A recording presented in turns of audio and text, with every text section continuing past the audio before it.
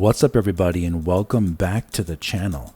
We have a very interesting Switch 2 video today that I'm sure you're going to enjoy, and you're going to have a lot to say in the comment section, no doubt. Plus we have a little update on pre-orders for Switch 2 and perhaps a lesson learned when thinking back on this whole situation. So if you do enjoy this content, please hit the like button and subscribe for more, and we'll get started. So ever since the Switch 2 was rumored and then of course revealed, and everything leading up to the actual showing of the games and what the console could do, there's been a ton of discussion and a lot of speculation and rumors and just assumptions about what the Switch 2 could do graphically. That includes Digital Foundry. And yeah, buckle up, because this is going to be a recurring theme, no doubt, for the life of Switch 2, basically because we have the Xbox Series S, PlayStation 5, and Xbox Series X to compare Switch 2 ports to, and Digital Foundry is going to be the main source that is going to be doing the comparisons. And due to Digital Foundry's over 1 million subscriber channel, they have been known to be a source of information to provide for the masses, basically for frame rate, graphical details, and resolution for games. And people have been going at each other on the PlayStation and Xbox camp for years now, basically leaving the Nintendo community aside, because Nintendo hasn't been in competition graphically really with the Switch. It's been all about Xbox, PC, and PlayStation 5. And PlayStation 4 and PlayStation 4 Pro and Xbox One and Xbox One X even before that. So now that the Switch 2 has burst on the scene and actually has games that look on par, yes, on par with something like an Xbox Series S, we're seeing a lot of people basically that were saying that Nintendo would never actually quote unquote compete or get close with the Switch 2. And now they're coming out of the woodworks and having a lot to say. That includes Digital Foundry. Digital Foundry was actually one of the first places to kind of put a range of what the power people should be expecting for Switch 2, even as little as a year ago, basically saying that the Switch 2 would be around a Steam Deck in performance. Yeah, I don't buy this concept that it's going to be more powerful than a Steam Deck or even, close to Series S. It's just not going to happen. Now, before we get too deep into this, I want to first say right off the bat that I do respect Digital Foundry's work a lot, actually, for providing all the resolutions and frame rate performance analysis. That takes a lot of work, and I definitely respect that, and I've used their comparisons a lot over the years for games on the Switch and all these other consoles, on Twitter and on my YouTube videos, so I definitely respect them and thank them for their work. The issue that has come up, though, that I have talked about even in the last year, even before the Switch 2 was revealed, that I warned you guys about. The main problem that I've noticed, at least, that Digital Foundry has been running into is that they've been getting so big in their popularity that they are now allowing for opinion pieces to actually be joining in on their frame rate, graphics, and resolution analysis videos. And I do think that's where they are running into some issues here, especially now with the Nintendo Switch 2. And I think this is very fair criticism, because when you see what we're going to talk about here, it doesn't really make sense for them to be saying what they're saying in regards to Switch 2 and what the actual visuals look like on the screen. So this started just a couple days ago when Digital Foundry did a comparison of the PlayStation 4 version of Final Fantasy VII Remake versus the Switch 2 version of Final Fantasy VII Remake Integrate. It was brought out by many people online, Twitter and in YouTube videos even, that Digital Foundry said in that comparison themselves. Now, I'm not sure if they're being directed to say this by Richard Ledbetter, who's basically the guy in charge of Digital Foundry. I'm not sure who's really calling the shots there, but for sure he's the boss. Everyone knows that. But for some reason, they said that the Switch 2 will be on par with the performance of a PlayStation 4. Not even a PlayStation 4 Pro, mind you, but a PlayStation 4.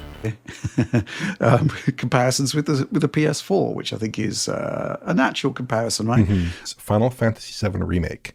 And here we actually see a really big difference between the two versions in this one shot that I have.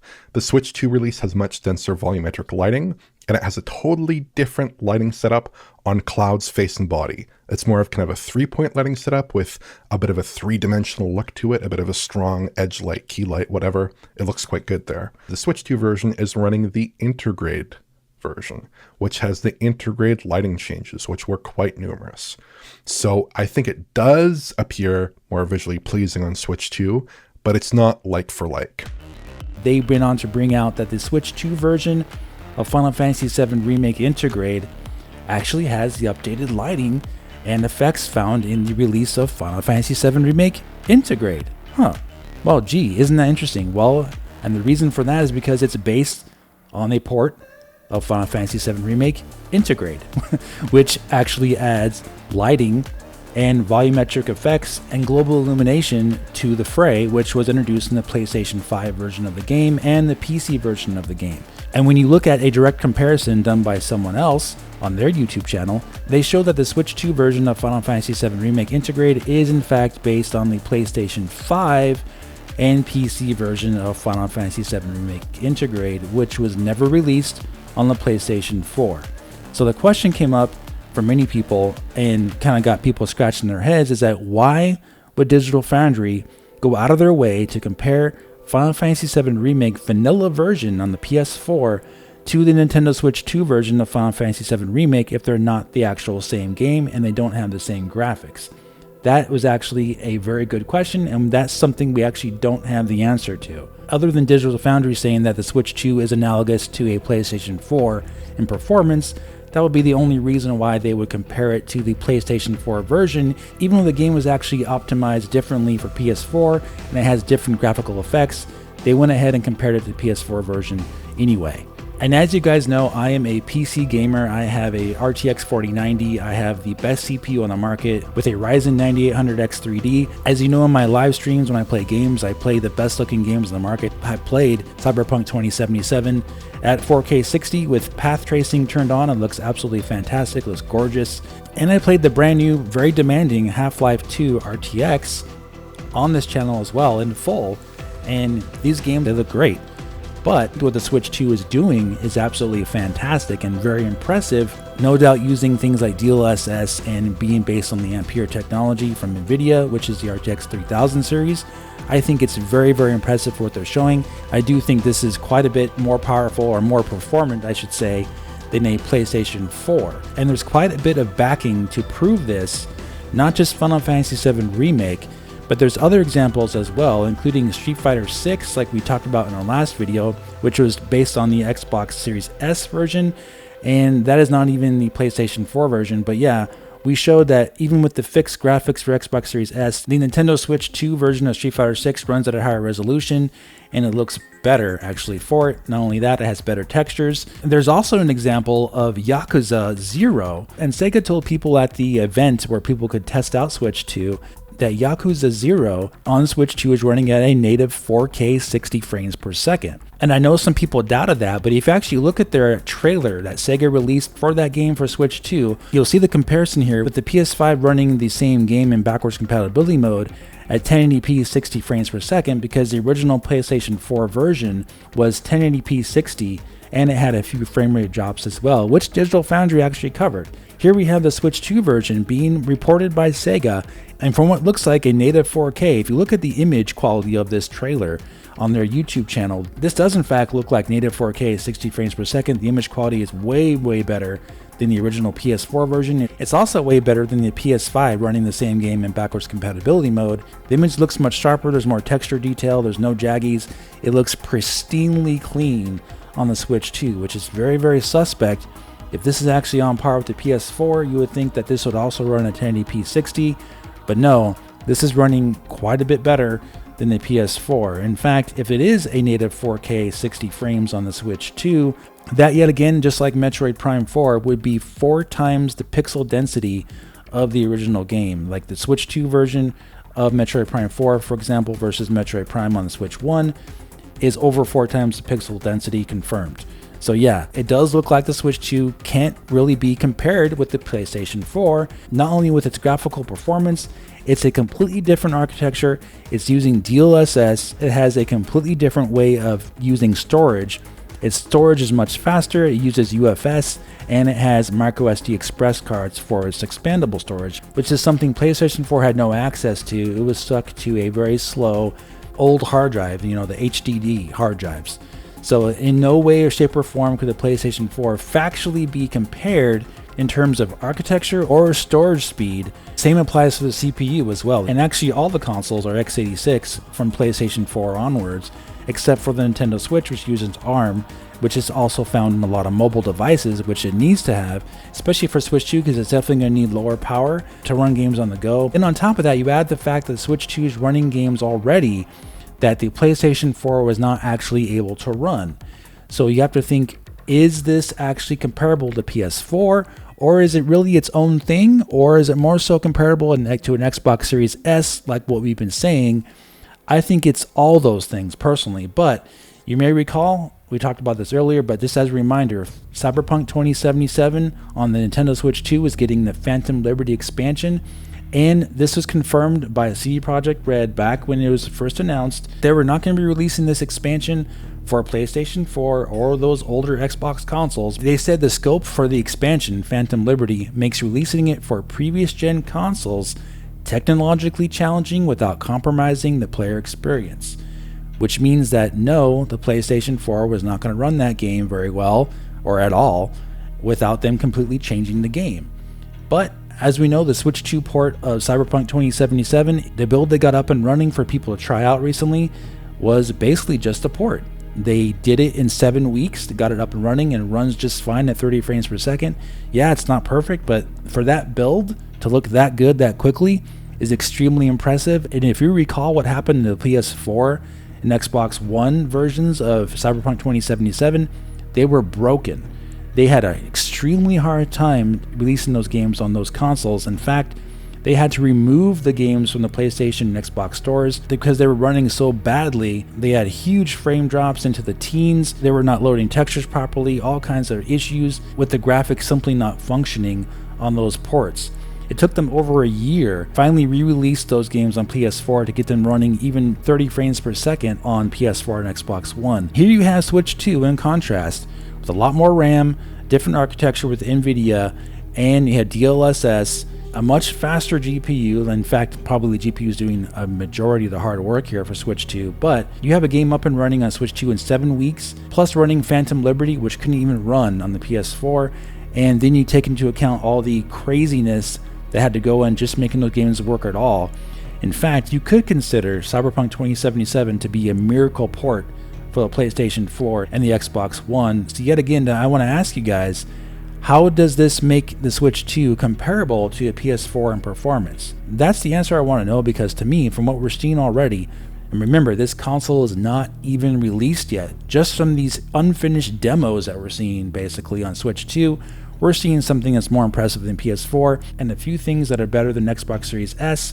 In fact, I'm willing to bet right now that the Switch 2 version of Cyberpunk 2077, it may not run at 60 frames per second, but we may have the very odd example here where the port of Cyberpunk 2077 on Switch 2 actually looks better than the Xbox Series S version of that game due to DLSS, and may actually end up having better image quality due to DLSS than the Xbox Series S version, because that version runs on FSR2, and which has a lot of artifacts when it runs on lower resolution and performance mode in Xbox Series S. A lot of issues with the image breakup, especially on things like fences. It just looks really bad on that console running at lower resolutions. And even though the Switch 2 port may be limited a little bit by the CPU, we don't know 100% for sure if they can optimize that better. The system's not out yet, like we said, but if by chance the CPU is the limiting factor for the Switch 2, which it might be, we don't know, the DLSS and the GPU of the Switch 2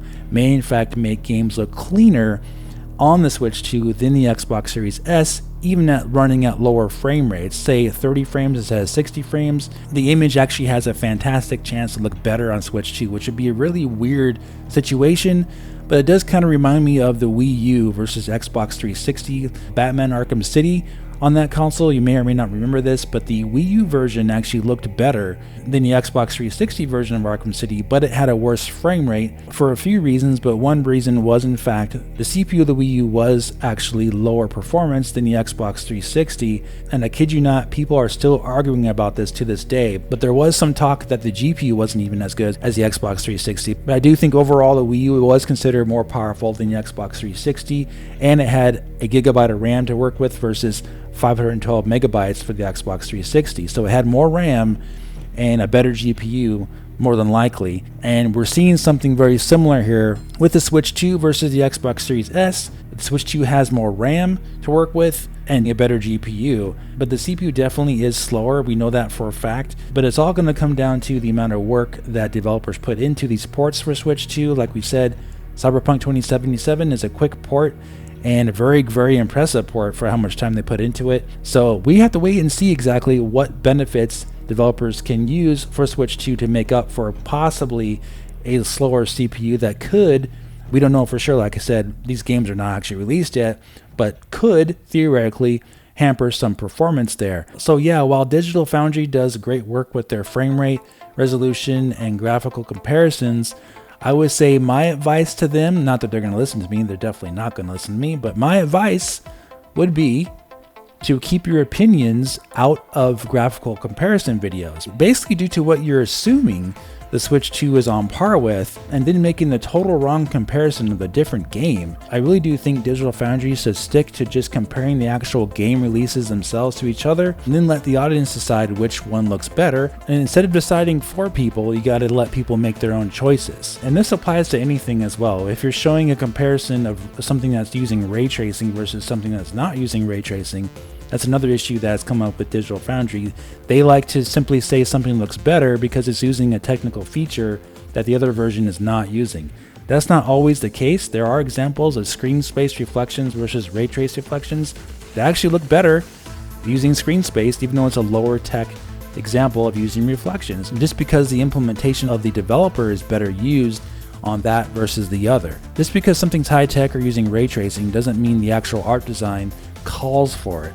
It could actually detract from the art of the developer by using ray tracing in certain areas, just because sometimes developers want a scene to look a certain way, and actually having real light or something like that, or real reflections reflecting everything in a certain area, could actually change the way the original art design was for that game, including Cyberpunk 2077. I played the game with path tracing on and path tracing off, and yes, it does change the look of the game, but does it change it for the better? You could say yes, it does for certain things, but it does actually detract from the original art of the game. From when you're doing certain cutscenes, it actually changes the original look of the game, which may not be what the original goal was for that game. It's kind of interesting to think about, but art design and well-placed pre-break lighting and reflections in games can certainly look just as good as ray trace reflections and ray trace shadows when it's done with a good artist. So that's something you really got to watch out for with Digital Foundry in this coming generation. We got a long ways to go. There's going to be a lot of comparisons, so buckle up for that, guys. It's going to be a very interesting ride, but it's going to be a fun one because we're going to be right here. And it's going to be really entertaining to see the Nintendo fan base actually react and go into those comment sections and start giving their own opinions about what they think Switch 2 versions of ports look versus Xbox Series S, PS5, and Xbox Series X. So yeah, I can't wait to see that. But before we go, we can touch upon the pre-order situation for Switch 2. It looks like we're going to be able to pre-order it very soon due to some changes in the whole tariff thing. And I talked about this last Saturday very briefly in that live stream. People were like worried about what was going on. But I do think we may have learned a lesson here, didn't we? Especially with this situation. We don't know, and we just have to wait and see what Nintendo does.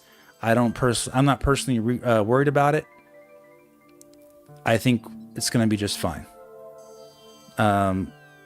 People love to get upset about what ifs and they want to jump and scream and point. That takes a lot of energy to be so negative and angry about something that's not even for sure, and something that Nintendo hasn't even talked about. So I suggest just chill, relax, and look forward to Switch 2 on June 5th because that's when it's coming. We know for a fact. So yeah, I think the lesson is that for me personally, at least, you guys can of course choose for yourself what you want to do. But for me personally, I think the lesson to learn from all this whole pre-order situation is to not get upset about an unknown. That's the best advice I can possibly give from me personally.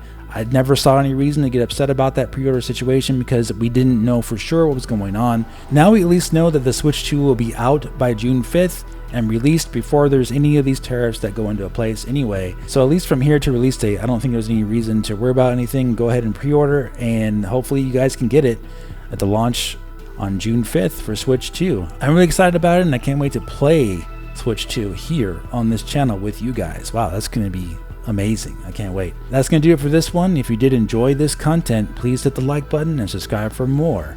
And I'll talk to you very soon in the next video. Have a great day.